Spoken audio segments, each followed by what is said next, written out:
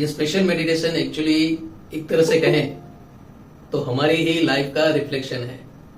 भगवान होते हुए भी उन्होंने कई जो चैलेंजेस है उनको फेस किया था, और हमारी लाइफ में भी कभी कभी ऐसा ही होता है। रात को हम कुछ सोचकर सोते हैं और सुबह पूरा प्रोग्राम जो है वो चेंज हो गया होता है। तो उनकी लाइफ में बहुत सी ऐसी चीजें हुई है कि जो उनके प्लानिंग में नहीं थी, जो उन्होंने सोचा नहीं था, लेकिन फिर भी उनके सामने वो चीजें आई, वो चैलेंजेस आए। उस चैलेंज से वो कभी भागे नहीं, पर उन्होंने अपने नॉलेज से, अपनी कैपेबिलिटी से उस चैलेंज को फेस किया। जो पवित्र नदियां होती है उसमें सीधा हम अपना पैर नहीं रखते। पहले उस नदी को रिक्वेस्ट करते हैं कि आप हमें परमिशन दीजिए ताकि हम अपने पैर इस नदी में ला सके, कि मैं आपकी श्री अंग की सेवा करना चाहती हूं। प्लीज आप एक छोटा स्वरूप हो जाइए जो मेरी गोदी में आ सके।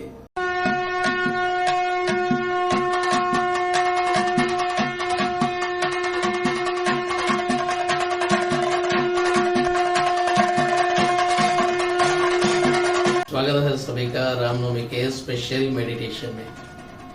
कल मैंने आपको दो इमेज भेजी थी, एक भगवान श्री राम की और दूसरी सरयू नदी की, और ये दोनों हमें आज के मेडिटेशन में काम आएंगे। ये स्पेशल मेडिटेशन एक्चुअली एक तरह से कहें तो हमारी ही लाइफ का रिफ्लेक्शन है। आप अगर भगवान श्री राम का जीवन देखो तो वो भी पूरा अनसर्टेनिटी पर ही बना हुआ है। भगवान होते हुए भी उन्होंने कई जो चैलेंजेस है उनको फेस किया था, और हमारी लाइफ में भी कभी कभी ऐसा ही होता है। रात को हम कुछ सोचकर सोते हैं और सुबह पूरा प्रोग्राम जो है वो चेंज हो गया होता है। कई बार प्लानिंग से हुआ होता है, कई बार सिर्फ नेचर के अकॉर्डिंग वो सारी चीजें होती रहती है। भगवान राम के जीवन में भी कुछ ऐसा ही हुआ था। रात को जब वो सोए थे तब वो राजकुमार बनने की तैयारी कर रहे थे, और सुबह जब उठे तब उनको वनवास जाना पड़ा, सिर्फ अपने पिता के वचन के लिए। और खुशी खुशी वो गए भी। सिर्फ ऑब्जर्व करो उनकी लाइफ को, अगर आप ऑब्जर्व करो तो उनकी लाइफ में बहुत सी ऐसी चीजें हुई है कि जो उनके प्लानिंग में नहीं थी, जो उन्होंने सोचा नहीं था, लेकिन फिर भी उनके सामने वो चीजें आई, वो चैलेंजेस आए। उस चैलेंज से वो कभी भागे नहीं, पर उन्होंने अपने नॉलेज से, अपनी कैपेबिलिटी से उस चैलेंज को फेस किया। चाहे 14 वर्ष का वनवास हो या सीता जी का किडनैपिंग हो, हर एक चीज को उन्होंने एक्सेप्ट किया और उसमें आगे निकले, बाहर आए, उस चैलेंज को फेस करते हुए बाहर आए। सिंपली अगर देखा जाए तो भगवान श्री राम का जो जीवन है, जीवन चरित्र है, उसे मर्यादा पुरुषोत्तम कहा जाता है। तो अगर भगवान श्री राम अयोध्या में रहते तो क्या वो रावण से युद्ध कर पाते या उससे लड़ पाते? नहीं। तो उसके लिए उनको वनवास होना जरूरी था। वनवास के साथ साथ जो सीता जी का जो किडनैपिंग था, वो सिचुएशन भी जरूरी था। अगर वो नहीं होता तो भगवान हनुमान जी को नहीं मिलते, सुग्रीव और वाली को नहीं मिलते, और ऐसे ही पूरी ये जर्नी ऐसे ही है। हर एक चीज जो है वो अनसर्टेन है, लेकिन फिर भी उन्होंने हर एक चीज को, हर एक चैलेंज को फेस किया। हमारी लाइफ में भी बहुत सी चैलेंज ऐसी होती है जो सडनली आते हैं। हम भी उसी तरह पेशेंस रखकर हर एक चीज को अगर देखेंगे या उसको फेस करने के लिए तैयार होंगे तो हम भी उसमें से बाहर आ पाएंगे। आज का मेडिटेशन एक तरह से कहें तो स्पेशली इसी के लिए है। और जो आपको मैंने दो इमेज भेजी थी, एक भगवान श्री राम की, तो उसमें हमें यूज करना है, और दूसरा सरयू नदी की। तो ये दोनों चीज हमें काम में आने वाली है। हाँ, हो सकता है आप इस मेडिटेशन में लॉजिक लगाएंगे तो वहां पर शायद अटक जाए, पर उसका अगर मैजिक देखेंगे, आपका माइंड, आपका सोल पूरा चेंज हो जाएगा, एक नया ही जन्म हो जाएगा। और फिर लाइफ में कोई भी बड़ी से बड़ी चैलेंज क्यों ना आए, आप इजीली उस चैलेंज को फेस कर पाओगे। इसके अलावा दो तीन चीजें मैंने आपको कही थी कि दो आपको पानी के ग्लास रखने हैं, एक इत्र या फिर फ्रेग्रेंस स्टिक आपको यूज करनी है, और आपको येलो वस्त्र, मतलब पीले कपड़े, पीले या गोल्डन कलर के कपड़े पहनने हैं। अब दो पानी के ग्लास क्यों है? एक पानी का ग्लास आपके खुद के लिए है। अगर मेडिटेशन के दौरान कभी भी आपको ऐसा लगे आपका गला सूख रहा है, पानी की जरूरत है, तो वो पानी आप पी सकते हो। और दूसरा पानी का ग्लास आप अपने सामने रखिएगा। वो आपको सेशन के एंड में बताऊंगा कि वो हमने सामने क्यों रखा है। इत्र जो है, इत्र या फ्रेग्नेंस स्टिक भी आपको जलानी नहीं है, फिर फ्रेग्नेंस स्टिक रखनी है। अगर इत्र का यूज करते हैं तो इत्र का जो कैप है उस कैप को सिर्फ खोलना है, आपको हाथों में भी नहीं लगाना है। तो अपने कंफर्ट पोजीशन में आ जाइए।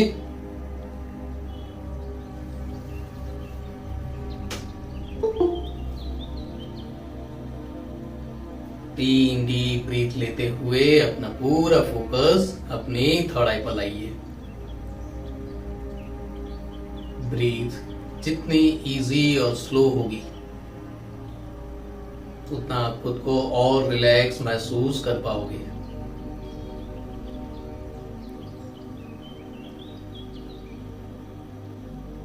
एकदम आराम से और शांति से।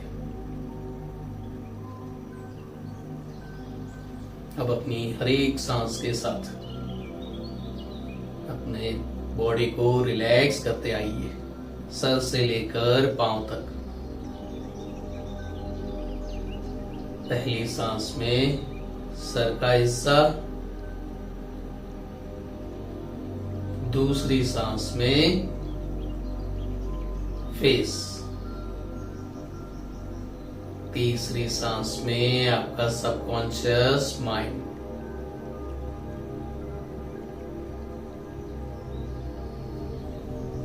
चौथी सांस में गला,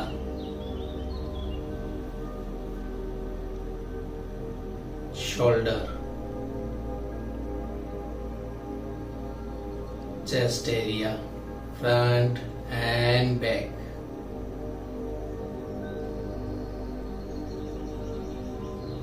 शोल्डर से लेकर हाथों की हथेलियों तक। हर एक मसल्स को, हर एक वेन को रिलैक्स हो जाने दीजिए, एकदम रिलैक्स। अब अपने स्टमक को रिलैक्स हो जाने दीजिए।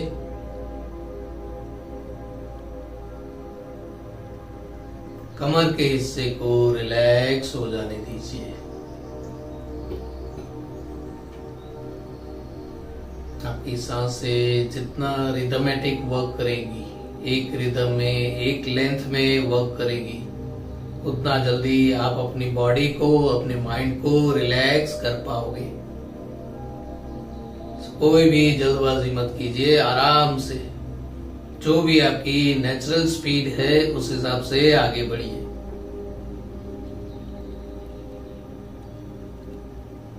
थाई मसल्स को रिलैक्स हो जाने दीजिए।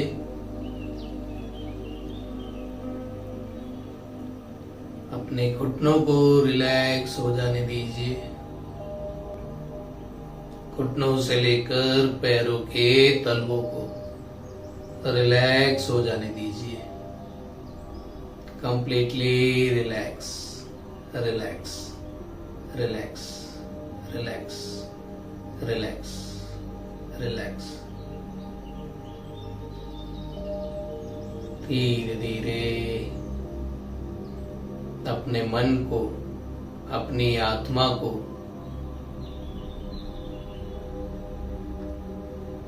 सरयू नदी के उस घाट पर ले जाइए। 5 to 1 काउंट करूंगा। 1 के काउंट पर आप सरयू नदी के उस घाट पर पहुंच जाओगे, सीढ़ियों पर ही। हमें नदी के अंदर नहीं जाना है, फिलहाल हमें सीढ़ियों पर बैठना है या खड़े रहना है। 5, रेडी हो जाइए। 4, मन से ट्रैवल कीजिए अयोध्या में सरयू नदी के पास। 3, सीढ़ियों पर। 2 and 1। आसपास का पूरा नेचर से ऑब्जर्व कीजिए। जहां सीढ़ियों पर आप हैं वहां पीछे भगवान श्री राम का मंदिर है, आपके सामने सरयू नदी है, वहां के पेड़, आसमान, हवा के झोंके और एक अलग सी खुशबू, जो जो चीज आप नोटिस कर सकते हैं उसे नोटिस कीजिए। और हमें मंदिर में जाना है, लेकिन मंदिर में जाने से पहले हमें शुद्ध होना पड़ेगा।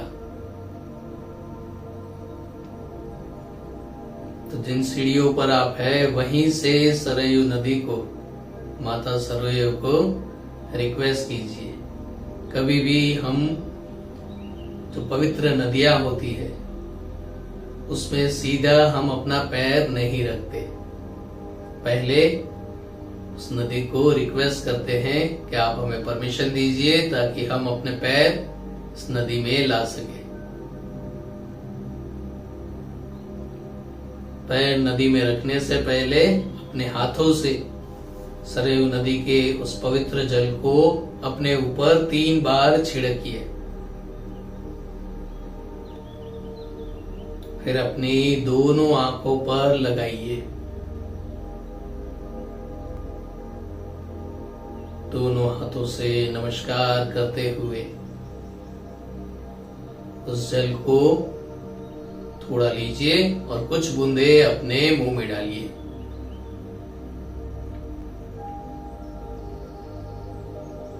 और फिर अपना राइट लेग इस पवित्र नदी में रखिए। धीरे धीरे कमर तक आप आगे बढ़िए उस नदी में। बाहर से तो हम शुद्ध हो गए, अब हम अंदर से शुद्ध होने वाले हैं। अंदर से शुद्ध होने के लिए हमें अपने विचार, वाणी, हमारी आत्मा या हमारे जो भी कर्मास है उनको हम पहले रिलीज करेंगे, ताकि जब हम भगवान श्री राम के सामने जाएं तब एकदम न्यूट्रल होकर जाएं। जो जो हमारा डिस्कम्फर्ट है, जो जो हमारा फिजिकल इश्यू है, पहले उसे रिलीज करेंगे। और हर बार रिलीज करने के लिए हम उसमें सर तक डुबकी लगाएंगे। गहरी सांस लेकर पहली डुबकी लगाइए और अपनी फिजिकल बॉडी का कोई इश्यू अगर आप फेस कर रहे हो तो पहले उसे रिलीज कर दीजिए, क्योंकि हमें बार बार उठक बैठक करनी होगी। फिर एक और डीप ब्रीथ लेते हुए मन में जो भी विचार है, जो भी डाउट्स है, उसे रिलीज कर दीजिए। एक और डुबकी लगाते हुए जो भी आपके कर्मास है, उससे रिलेटेड जो भी ब्लॉकेजेस है उसे रिलीज हो जाने दीजिए। सरयू नदी के उस बहते हुए जल में उसे रिलीज हो जाने दीजिए।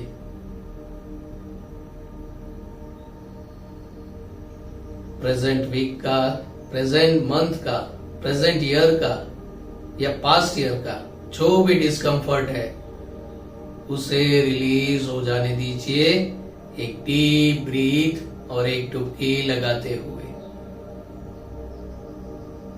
और अपने हाथों से ही उसे आगे बढ़ाते जाइए। एक और डुबकी लगाते हुए अपने जन्म से लेकर प्रेजेंट डे तक जो भी डिस्कम्फर्ट है, जो आपको याद है, जो आपको याद नहीं है, वो सारा डिस्कम्फर्ट उस एक डुबकी में रिलीज कर दीजिए। एक और डुबकी के साथ आपके पूर्व के हर एक जन्म के जो बंधन है, कर्मास है, उसे भी रिलीज कर दीजिए। जो आपको याद है, जो नेचर को याद है, उसे रिलीज कर दीजिए। जो भी लेन देन है, अच्छी बुरी, पॉजिटिव, नेगेटिव, जो भी है,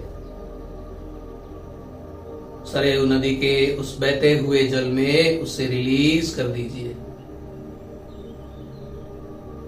और जब आपको ऐसा लगे कि आप शरीर से, मन से, आत्मा से शुद्ध हो गए हैं, तो सामने जो सनलाइट है उसकी तरफ मुड़िए और अपने दोनों हाथों की अंजुली से 3 बार वो जल की अंजुलि हमें सूर्य देव को अर्पण करनी है।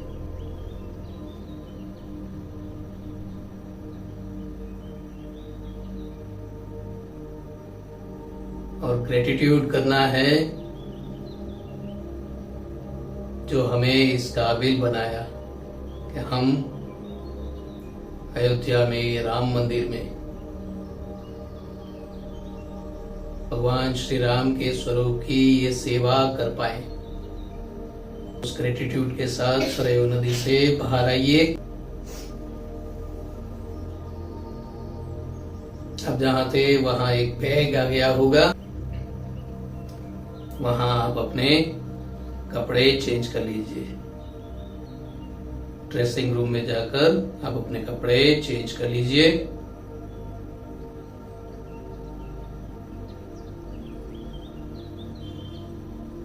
फिर सीढ़ियों से ऊपर मंदिर की तरफ जाने की तैयारी कीजिए। 10, 9, हर एक सांस के साथ एक एक 2-2 कदम बढ़ाते हुए मंदिर के मुख्य द्वार पर हम जाएंगे। 8, 7, 6, 5, 4, 3, इस मुख्य गेट को देखिए। आज इस मंदिर में और कोई नहीं है, सिर्फ आप हो और आपके लिए ही ये स्पेशल अरेंजमेंट है। 3, 2, 1, द्वार को खोलिए और मंदिर में अंदर एंटर कीजिए। उस मंदिर को अंदर से देखिए। 15-15, 20-20 फीट ऊंची दीवारें, पूरा मंदिर एकदम खाली, सिर्फ आप और भगवान श्री राम की मूर्ति स्वरूप। हर एक सांस के साथ एक एक कदम बढ़ाते हुए आगे बढ़िए उस मूर्ति की तरफ।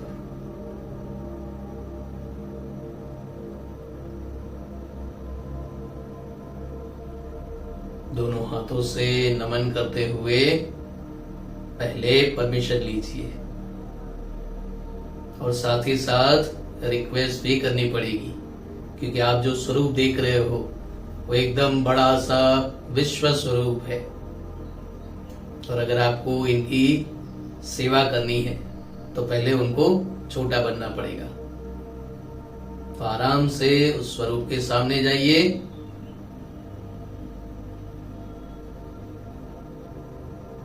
और वहां पर एक आसन रखा है, उस आसन पर बैठ जाइए। दोनों हाथों को नमस्कार मुद्रा में लाते हुए रिक्वेस्ट करेंगे कि मैं आपकी श्री अंग की सेवा करना चाहती हूं। तो प्लीज आप एक छोटा स्वरूप हो जाइए जो मेरी गोदी में आ सके और मैं आपके श्री अंग की सेवा कर सकूं।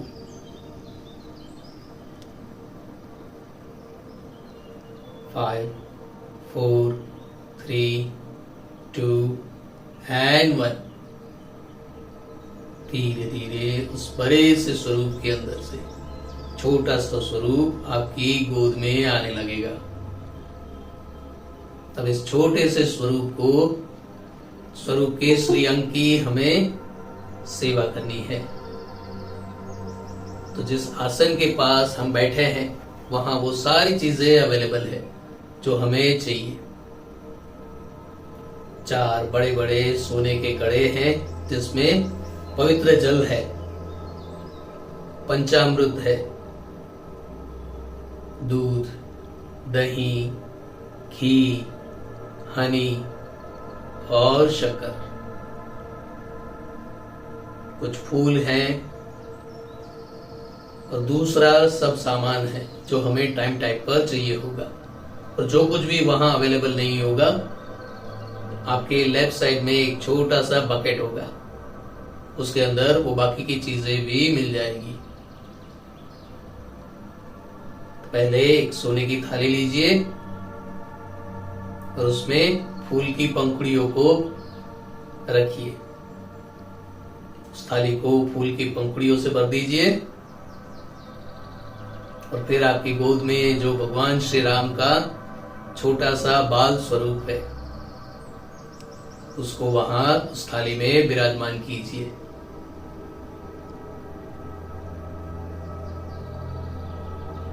और जो 4 घड़े हैं उनमें से 2 घड़े अपने पास लीजिए।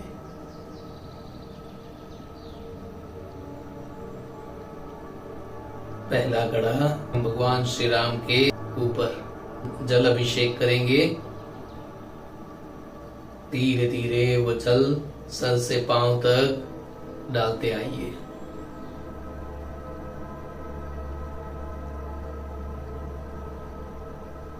फिर दूसरे घड़े से वो जल अर्पण कीजिए।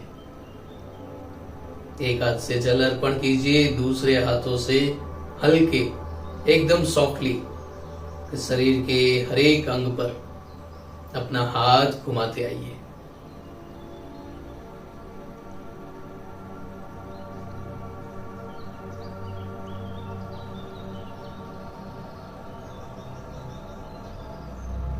फिर वो घड़ा रख दीजिए और अब हम पंचामृत से स्नान करवाएंगे। तो पहले दूध का घड़ा लीजिए, दूध के घड़े से स्नान करवाइए। जैसे ही दूध का घड़ा भगवान श्री राम के ऊपर आता जाएगा, वो दूध आता जाएगा, मंदिर के बाहर से शंख की, ढोलनाद की आवाजें हल्की हल्की शुरू हो जाएगी। कुछ मंत्रोच्चार भी होने लगेंगे।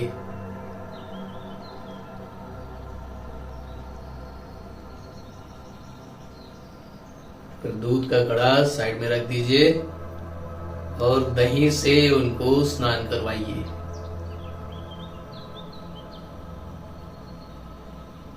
उसी तरह घी से,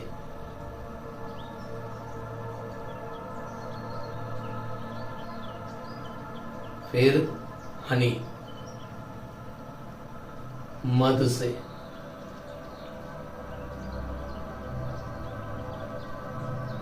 और फिर शक्कर के जल से।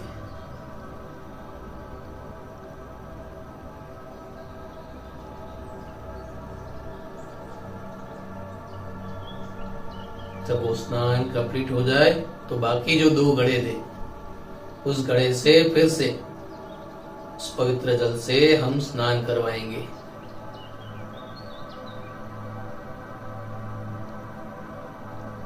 जैसे हम साबुन, शैम्पू, कंडीशनर यूज करते हैं, वैसे ही ये पंचामृत है। वो भगवान का साबुन, शैम्पू या कंडीशनर कह सकते हैं। फिर 2 घड़ों से फिर से उनके सर से लेकर पांव तक वो जल अर्पण करते आइए। फिर जब दूसरा घड़ा लेंगे तब एक घड़े से वो जल अर्पण करेंगे और कुछ फूलों को अपने हाथों में ले लीजिए। उन फूलों से भगवान श्री राम के स्वरूप को, श्रीअंग को साफ करते आएंगे।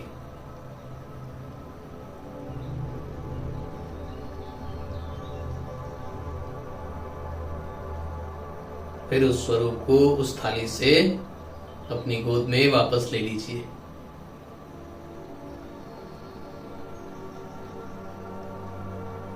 और फूलों से एक बार फिर से उनके श्रीअंग को साफ कर दीजिए।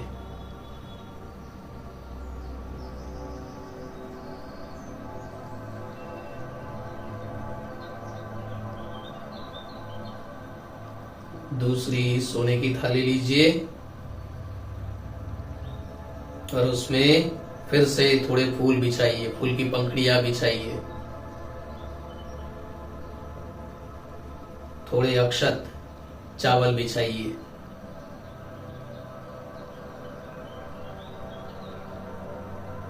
और फिर भगवान श्री राम को वहां विराजमान कीजिए।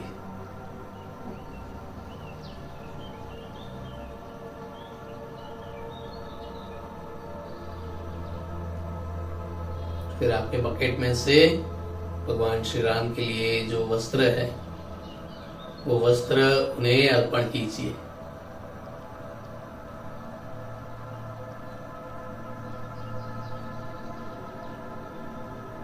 गोल्डन येलो कलर के वस्त्र, गोल्डन बॉर्डर,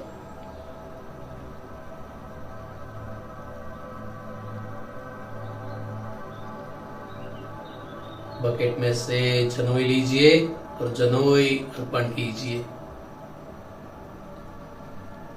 लेफ्ट शोल्डर से राइट साइड की कमर तक।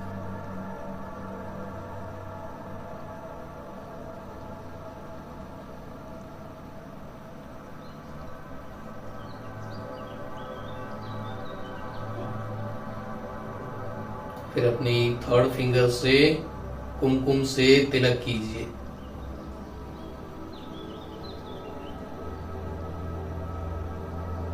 फिर अक्षत रखिए और अपने थंब से चंदन का छोटा सा टीका दोनों आंखों के बीच में भंवों पर कीजिए।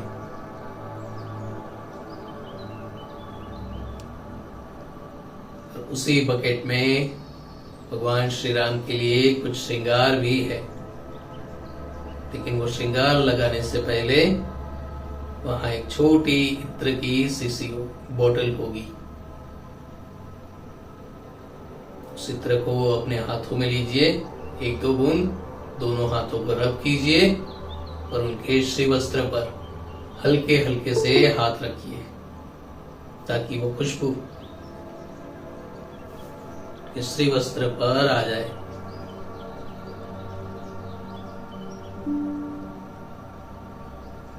और जो श्रृंगार है 1 बाय 1 वो श्रृंगार करते आइए।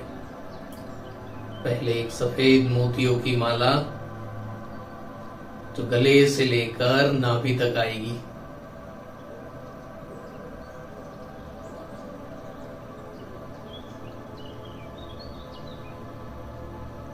फिर एक फूलों की माला जो गले से लेकर छाती तक आएगी।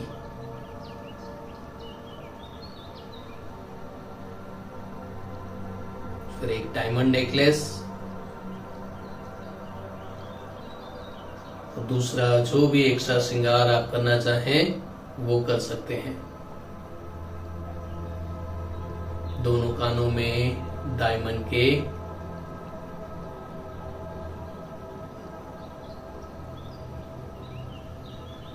इयररिंग्स पहनाइए।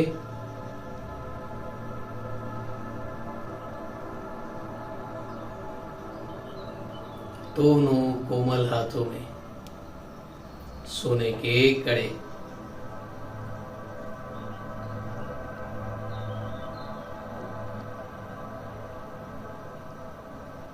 उसी बकेट में छोटा सा धनुष होगा और उसके तीर।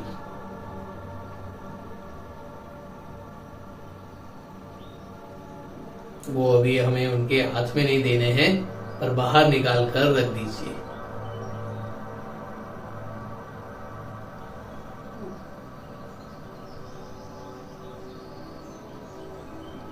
और कोई एक्स्ट्रा श्रृंगार आप करना चाहें तो भी खुशी से कर लीजिए, जो भी आपके मन में आए, जो भी आपका दिल कहे।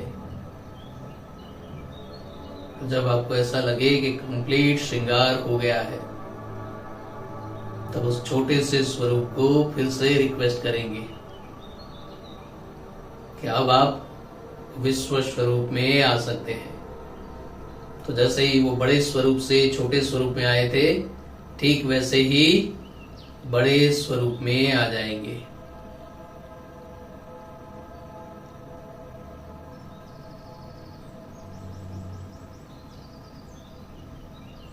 अब उस बकेट के पास ही कुछ सामग्री है, भोजन है, और ये सारी वही भोजन है जो कभी आपके घर में बना था, या आपने बनाया होगा या आपके किसी फैमिली मेंबर ने बनाया होगा। तो उनमें से 5 मिठाई खुद चुनकर अर्पण कीजिए। पहले 5 मिठाई, तो दूध की, मेवे की, या कोई स्पेशल मिठाई हो तो वो।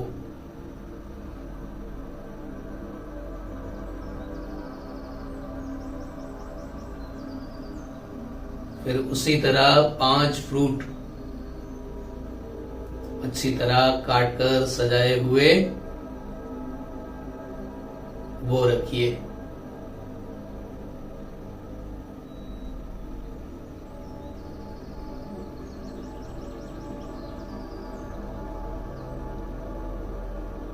फिर 5 अलग अलग तरह की सब्जी, दाल या कठोल,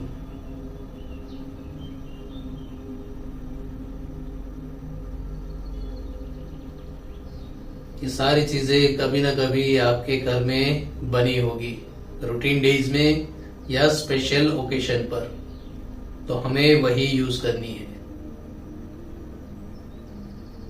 उसी तरह 5 स्नैक्स वहां रखिए, फरसान,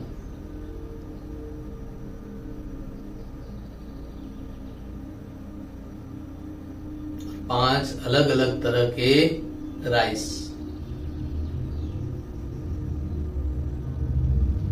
सिंपल, जीरा, प्लेन, दही राइस, नमक वाला, शक्कर वाला, जो भी आपके रूटीन में कभी बना हो, आपके घर में बना हो।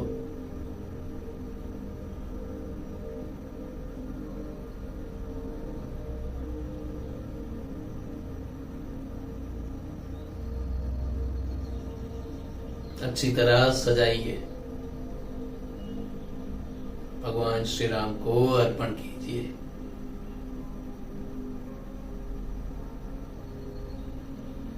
प्रभु, इस भोग को स्वीकार कीजिए।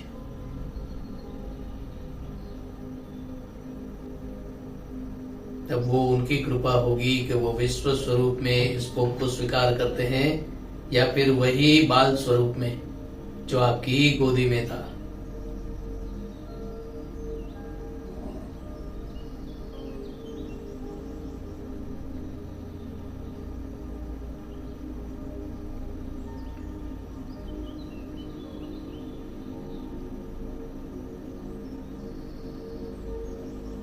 जब उनका भोजन हो जाए तो मुख आचमन के लिए, मतलब हाथ और मुख साफ करने के लिए उनको जल दीजिए।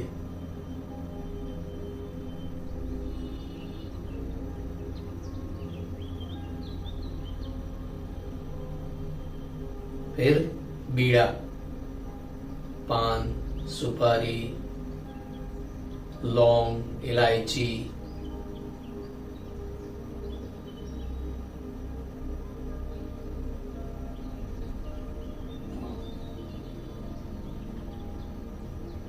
और उस स्वरूप को निहारते रहिए।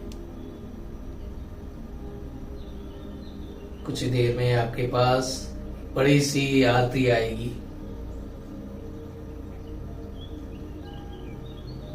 भगवान से परमिशन लीजिए उनकी आरती के लिए।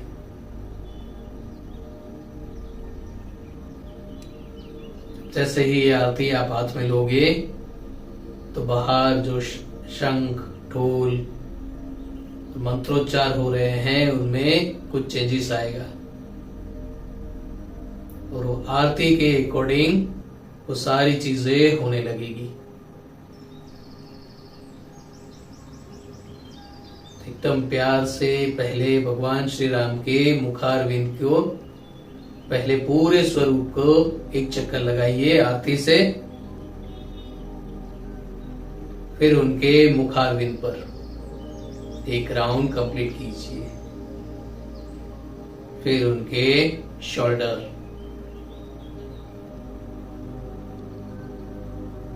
चेस्ट, स्टमक,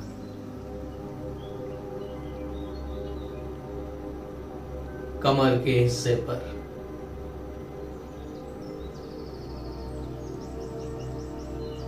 एक बार दोनों घुटनों पर,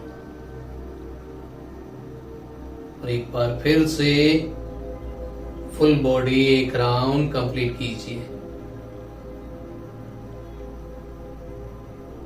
और उसी आरती की रोशनी में भगवान श्री राम का वो स्वरूप देखिए।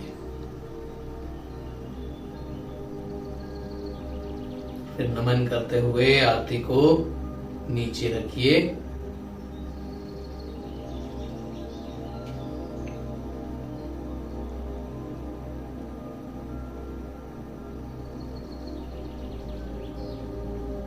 दोनों हाथ नमस्कार मुद्रा में लाते हुए भगवान श्री राम के स्वरूप को सर से लेकर पांव तक, पांव से लेकर सर तक जी भर कर देख लीजिए।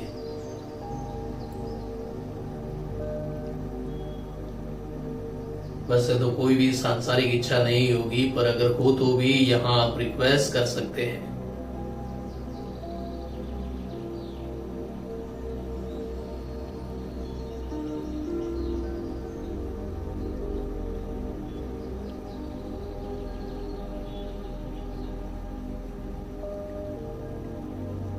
फिर आज्ञा लेकर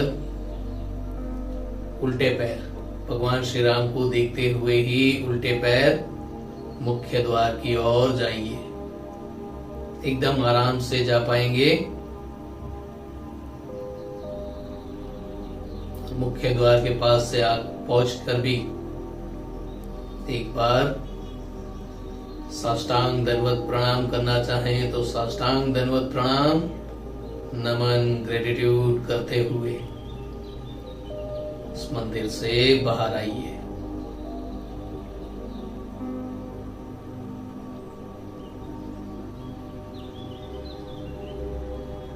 आसपास के एनवायरनमेंट को फील कीजिए। शंखनाद कौन से डायरेक्शन से आ रहा है, मंत्रोच्चार कहां से हो रहे हैं, ढोल नगारे कहां से बज रहे हैं, पक्षियों की आवाज, बीच बीच में छोटे बड़े बंदरों की भी आवाज।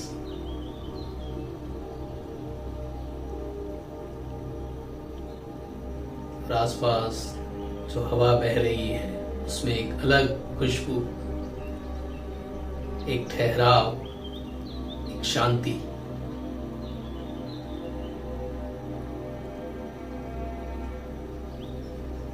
अपनी 5 सेंस के थ्रू ये सारी इंफॉर्मेशन को कलेक्ट कीजिए।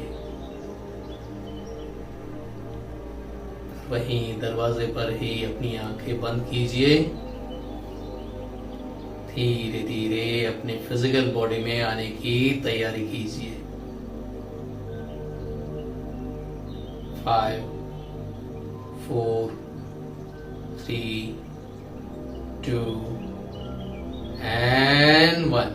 धीरे धीरे अपनी फिजिकल बॉडी में आइए। जहां आप ये मेडिटेशन कर रहे हैं उस जगह को फील कीजिए। अपनी फिजिकल बॉडी को फील कीजिए। और फिर अपने दोनों हाथों की हथेलियों को एक बार स्मेल करके देखिए। क्या ये वही स्मेल है जो आपने वहां महसूस की थी, या फिर आपने यहाँ मेडिटेशन प्लेस पर आपने रखी थी, इत्र की या फ्रेग्रेंस स्टिक की?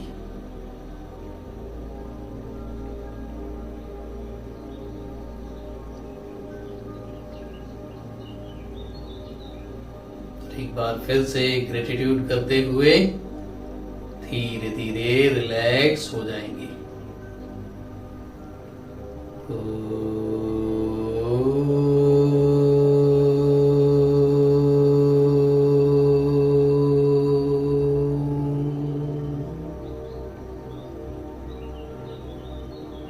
Thank you, thank you, thank you.